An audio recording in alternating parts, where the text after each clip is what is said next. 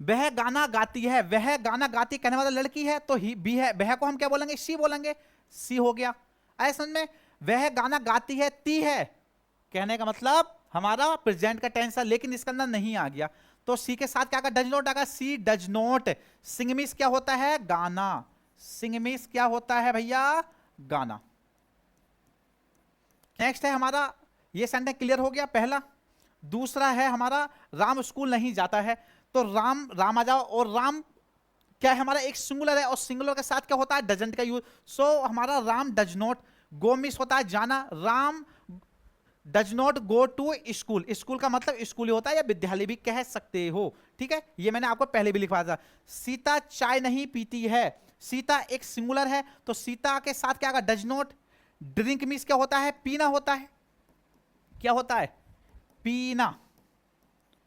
लेकिन हमने एक चीज और बताई थी अभी आपको, टेक लगाओ खाने पीने की जगह, क्या क्या लगाओ, टेक, खाना और पीना, खाना और पीने के लिए, ठीक है, खाने और पीने के लिए हमेशा टेक का यूज करो तो बहुत ज्यादा अच्छे रहोगे आप, ठीक है।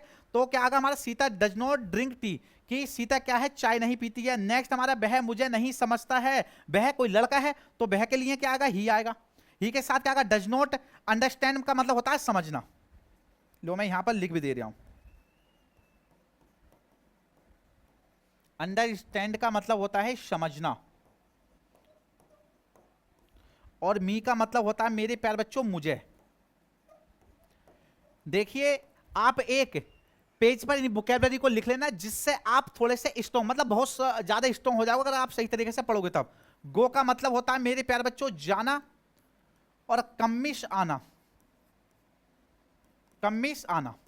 तो इन चीजों को वोकैबुलरी को लिख लेना, जिससे आपके सामने अगर कोई टेंस भी आ जाए आप एकदम छूमंतर कर दोगे, अगर आप सही तरीके से यहां पर मेरे साथ पढ़ोगे तब, ठीक है। नेक्स्ट है, हम समय बर्बाद नहीं करते, हमको बोलते हैं इंग्लिश में बी, तो वी के साथ क्या कहा, do not. We do not या we don't waste time. Waste का मतलब होता है बच्चों बर्बाद करना, बर्बाद करना,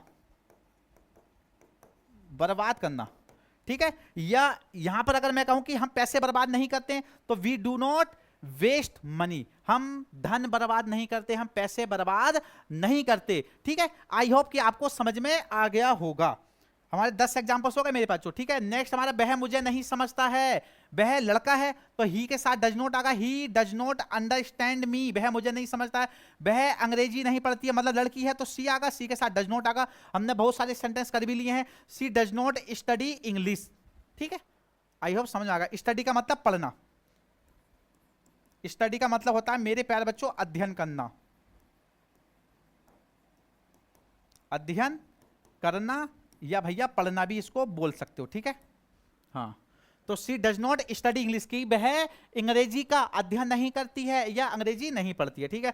बच्चा जोर से नहीं रोता है, तो बच्चा के लिए लगाएंगे हम द चाइल्ड, चाइल्ड मीन्स बच्चा, ठीक है। और चाइल्ड हमारा क्या है, एक सिंगुलर है, तो सिंगुलर के लिए क्या आएगा, डज नॉट, ठीक है। क्राई का मतलब होता है मेरे पास जो रोना, क्राई का एक और मीनिंग होता है, क्राई का मतलब होता है रोना, और एक होता है चिल्लाना।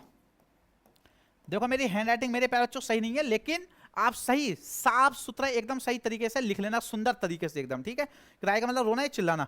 तो the child does not cry loudly, कि बच्चा क्या है, जोर से नहीं रोता है, ऐसा में, या जोर से नहीं चिल्लाता है, बात एक ही है, ठीक है। लड़के मैदान में नहीं खेलते, लड़के बहुत सारे हैं, तो लड़के द वॉइस, द वॉइस, तो इसका मतलब ये प्लूरल है, एक से ज्यादा मतलब वस्तुएं हैं या एक से ज्यादा चीजें हैं, तो ठीक है। The voice don't play in the field, play का मतलब अभी ही मैंने आपको बताया था, इसका मतलब होता है, प्ले का मतलब मेरे बच्चों खेलना, क्या होता है भैया, खेलना, ठीक है।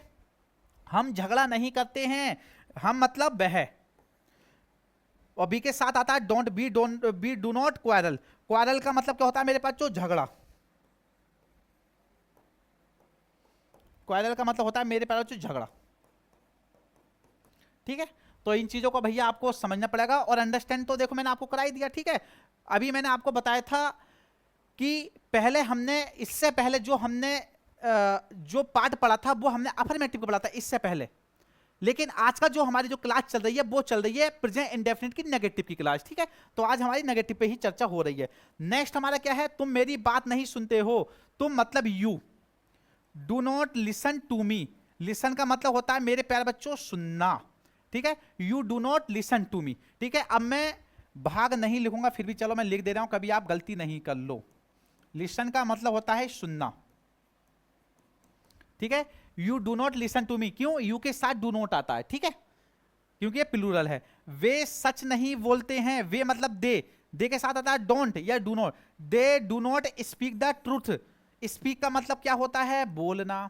स्पीक का मतलब क्या होता है? बोलना। और ट्रूथ का मतलब होता है सच। ठीक है, ट्रूथ का मतलब होता है सच, कि they do not speak the truth, कि वे सच नहीं बोलते हैं। ठीक है, मैंने सही तरीके से लिख दिया। मोहन स्कूल नहीं जाता है। मोहन एक सिंगुलर है और सिंगुलर के साथ कहता है डज नॉट, अगर नेगेटिव का सेंटेंस है तब।